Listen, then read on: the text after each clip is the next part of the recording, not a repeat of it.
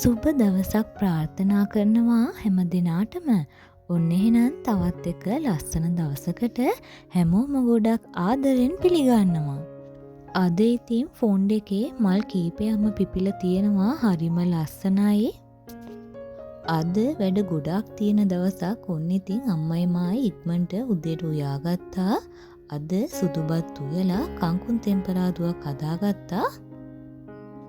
ඒ වගේම තමයි හැමදාම හදන රසම රස පරිප්පු කරි එකක් තිබ්බා. අදත් ඉතින් හින්දලා තමා උයාගත්තේ. දෙහි ටිකක් වැඩියෙන් එකතු කරලා රසම රස සම්බෝලෙකුත් හදාගත්තා. ඒ වගේම තමයි බෙදුමකුත් හදාගත්තා. අද ඉතින් කීරමින් එකතු කරලා තමයි බෙදුම හදාගත්තේ. අපිත් ඉතින් උදේම කාලා ඔන්න ඉතින් වැඩ ටික පටන් ගන්න තමයි යන්නේ. අද ඉතින් රස කෑම ගොඩක් හදන දවසක්. අපි ඉතින් ලස්සන ගමනක් යන තමයි යන්නේ. ඉතින් එදාට ඕනි කරන කෑම ටිකක් අපි මේ විදිහට හදාගන්නවා. මුලින්ම ඉතින් බටු මෝජුවක් හදාගන්න තමයි යන්නේ. මේ විදිහට ඉතින් බටු ටික බෙද ගන්න ඕනේ රන්වන් පාටට වෙනකන්. අද ඉතින් බටු මෝජියේ පොඩි විශේෂත්වයක් තියෙනවා. අපි ඉතින් බටු මෝජු ගොඩක් වෙලාවට හදනකොට හාල් මැස්ස එකතු කරන්නේ නැහැ. අද ඉතින් හාල් මැස්ස ටිකකුත් බෙදලා මේකට එකතු කර ගන්නවා. බටු ටික නම් ඔන්න දැන් බැදගෙන ඉවරයි. ඊළඟට මෝජුවට වුණි කරන අමු මිරිස් ටිකකුත් මේ විදිහට බැදගත්තා. හාල් මැස්සු ටිකත් බැදගෙන තමයි තියෙන්නේ. ඒ වගේම තමයි රතුළුණු ටිකකුත් සුද්ධ කරලා ගත්තා. අපි රතුළුණු නම් තෙලෙන් බැද්දේ නැහැ. දැන් එහෙනම් අපි බටු මෝජුව හදමු. අම්මා මුලින්ම අබ ගම්මිරිස් විනාකිරි ඒ ඔක්කොම එකට බ්ලෙන්ඩ් කරලා මේ විදිහට පේස්ට් එකක් හදාගත්තා. ඊළඟට ඉතින් හොඳින් වේලුන මැටි භාජනයකට මේ මිශ්‍රණය එකතු කරලා ඒකට දැන් අපි තක්කාලි සෝස් ටිකක් එකතු කරගෙන මේ විදිහට හොඳින් මිශ්‍ර කරගන්න ඕනේ. දැන් අපි කලින් බෙදලා තියාගත්ත අමු මිරිස් කරල් ටික ඒ වගේම රතුළුණු බෙදගත්ත හාල් මැස්සු ටිකත් මේකට එකතු කරලා හොඳින් කලවම් කරගන්න ඕනේ. අපි හාල් මැස්සු ගන්නකොට පොඩි හාල් මැස්සු වර්ගයක් තමයි ගත්තේ. සමහර අය ඉතින් බටු මෝජුව ලිපේ තියලා හදනවා. අපි නම් ලිපේ තියලා නෙමෙයි හදන්නේ. මේ විදිහට තමයි වළඳ දාලා මිශ්‍ර කරන්නේ. දැන් ඉතින් පහේ ටිකත් එක්ක හොඳින් කලවම් කරගෙන තමයි තියෙන්නේ. ඊළඟට අපි බෙදගත්ත බටු ටික මේකට එකතු කරගෙන හොඳින් කලවම් කරගන්න ඕනේ. මට කලින් කියන්න අමතක වුණා. අපි අර මුලින්ම හැදුව කිව්ව අබ විනාකිරි ගම්මිරිස් එකතු කරලා හදපු පේස්ට් එක වළඳට එකතු කරාට පස්සේ සෝසුත් එකතු කරාට පස්සේ රස අනුව ලුණුත් එකතු කරගන්න. මොකද සෝස් වලත් ලුණු ගතිය තියෙන නිසා සෝසුත් එකතු කරාට පස්සෙම ලුණු එකතු කරන එක ගොඩාක් හොඳයි. ඔන්න එහෙනම් දැන් අපි රසම රස බටු මෝජික හදාගෙන ඉවරයි. දැන් ඉතින් මේ බෙදුම් එකක් හදාගන්න තමයි යන්නේ. අපි ඉතින් කල් තියාගන්න පුළුවන් කෑම වර්ග කීපයක් තමයි මේ විදිහට හදාගන්නේ.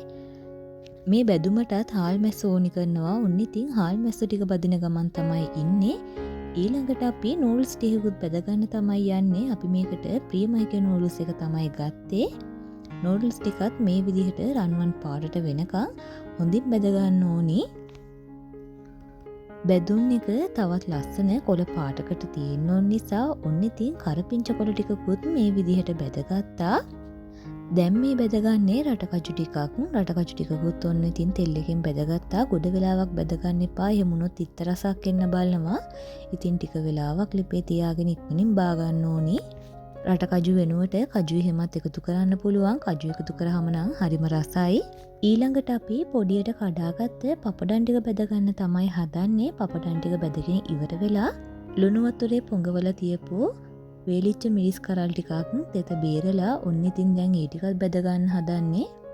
ඔන්න ඉතින් දැන් බෙදුම් එකට ඕනි කරන ඔක්කොම ටික ලෑස්ති. දැන් ඉතින් මේ ඔක්කොටම කෑලි මිරිස් එකතු කරලා ඒ වගේම ලුණු කුඩුත් එකතු කරලා කලවම් කරගන්න තමයි තියෙන්නේ.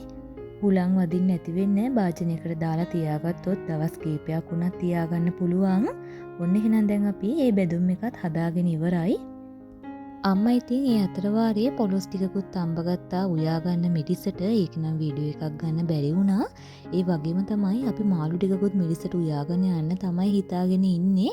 අම්මා ඉතින් ඒ ටිකෙත් ඔන්න පහේ ටික අත ගාලා දැන් ඉතින් මිරිසටම උයාගන්න තමයි හදන්නේ.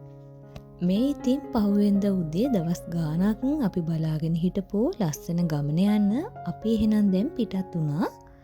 අපි මේ යන්නේ නුවරඑළියෙන්. අපි ගිය අවුරුද්දේ නුවරඑළිය ගියා. ඔන්න ඉතින් මේ අවුරුද්දෙත් අපේ නුවරඑළිය ගමනක් දාගත්තා. ගිය පාර නම් අපි පාන්දරම යන්න පිටත් වුණා. හැබැයි මෙදසරේ අපි ටිකක් උදේ වෙලා තමයි ගියේ. අම්මා දවල්ටත් එක කෑම හදාගන්නවා කියපු නිසා මම ඉතින් උදේට කෑම හදාගත්තා. උදේට අපි පාන් මගදි ගන්නවයි කියලා කිව්වා. ඒ නිසා මම අලහොද්දක් එක කුනිස සම්බෝලයක් හදාගත්තා. අපි ඉතින් යන අතරමඟ වාහනේ නතර කරලා දැන් උදේට කෑම කන්න තමයි හදන්නේ. උදේට කෑම කාලා අපි ඔන්න ඉතින් ආයෙත් ගමන යන්න පටන් ගත්තා. අපි ඉතින් යන අතරමාර්ගයේ තමයි දැක්කේ පෙරහැරක් වගේ මේ දෙමළ අයගේ මොකක්ද උත්සවයක් මම නම් හරියටම දන්නේ නැහැ. ගෑනු කට්ටිය එහෙම ලස්සනට ඇඳලා කරලා හරිම ලස්සනයි. මම මේ පළවෙනි වතාවට තමයි මෙහෙම එකක් දැක්කේ. සෙනඟ ගොඩාක් හිටියා පෙරහැරක් වගේ. ඒ හින්දා ඉතින් මේ වෙලාවේ පාරේ පොඩි ට්‍රැෆික් එකක් තිබ්බා. අර ඈතින් පේනව නේද වාහන වගේ. අර තියන්නේ අන්න ඒවයි හිටියා ඇඟේ කටු ගහගත්ත කට්ටිය. ඔන්න ඉතින් අපි ඒකත් බලාගෙනම ඉස්සරහට ආවා. ඔන්න ඉතින් දැන් අපි නූරෙලිය කිට්ටුවටම ඇවිල්ලා තමයි තියෙන්නේ. බලන්නකෝ මේ ලස්සන කොළ පාට අර ඈතින් පේන්නේ සෙන්ට් ක්ලෙයා දිය ඇල්ල.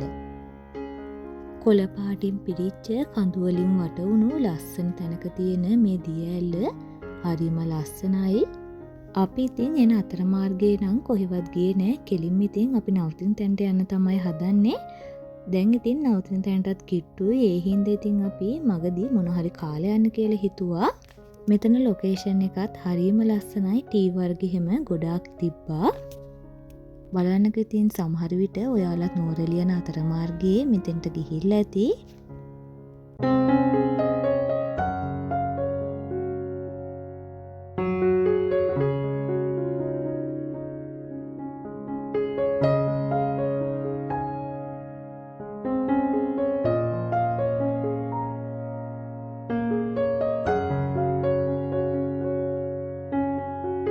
අපි ඉතින් අයිස්ක්‍රීම් තමා ඕඩර් කරේ. Strawberry ice cream. ස්ට්‍රෝබෙරි හැම ස්ලයිසස් වලට කපලා අයිස්ක්‍රීම් එකට එකතු කරලා තිබ්බා.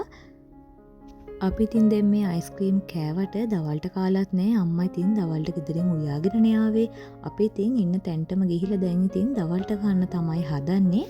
අම්මා ඉතින් උදේම බත් එක උයලා බෝන්චි එකක් උයාගෙන පරිප්පු එකක් තෙල් දාගෙන තිබ්බා. අනිත් කෑම ඔක්කොම අපි කලින් දවසේ හදපුවා. මාළු මිරිසට බටු මෝජු ඒ වගේම තමයි පොලොස් උයලා තිබ්බා. පොලොස් එක නම් හරියම රසයි. මිරිසට තමයි එකත් උයාගෙන තිබ්බේ. අපි ඉතින් දැන් කෑම කන්න තමයි යන්නේ. බත් එකයි පරිප්පු එකයි මේ විදිහට පොඩ්ඩක් රත් කරගත්තා. අපු ගමම දැන් කෑම කන්න තමයි හදන්නේ. මොකද ඉතින් උදේම උයාගත්ත කෑම වර්ගයක් තියෙනවනේ. ඒ නිසා ඉතින් ඔන්න එහෙනම් දැන් අම්මා කෑම ටික බෙදලා දුන්නා හැමෝටම.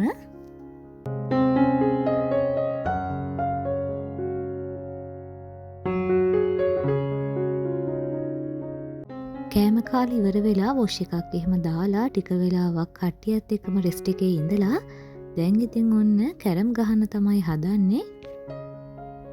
එයාලා ඉතින් කට්ටියම කැරම් ගහන අතර වාරේ අපි දැන් ඉතින් මේ රෑට උයා ගන්න තමයි හදන්නේ. බත් එකත් ලිපේ තියාගත්තා. පරිප්පු කරි එකක් දැන් හැදෙන ගමන් තමයි තියෙන්නේ. ඒ වගේම තමයි සම්බෝලයක් හදාගන්න කියලා තමයි හැදුවේ. රතු ලුණු ටිකකුත් වැඩියෙන් එකතු කරලා පොලොස් එහෙමත් තියෙනවනේ. ඒ වගේම තමයි පපඩම් බැදුමක් තියෙනවනේ. කට්ටිය හවස ටවුන් ගිය වෙලාවේ රෝස් චිකන් එකකුත් ගෙනහලා තිබ්බා. ඔන්න ඉතින් ඒකත් රෑ කෑමට ගත්තා. ඉක්මනටම උයාගෙන ඉක්මනින්ම රෑ කෑම ගන්න තමයි හදන්නේ. මොකද ගොඩ වෙලාවක් හිටියොත් කෑමත් සීතල වෙන්න බලවනේ. එහෙනම් ඉතින් ඊළඟ දවසින් අපි නූරෙලිය ගියපු ලස්සන තැන් ටිකක් බලමුකෝ. හැමෝටම සුබ දවසක්.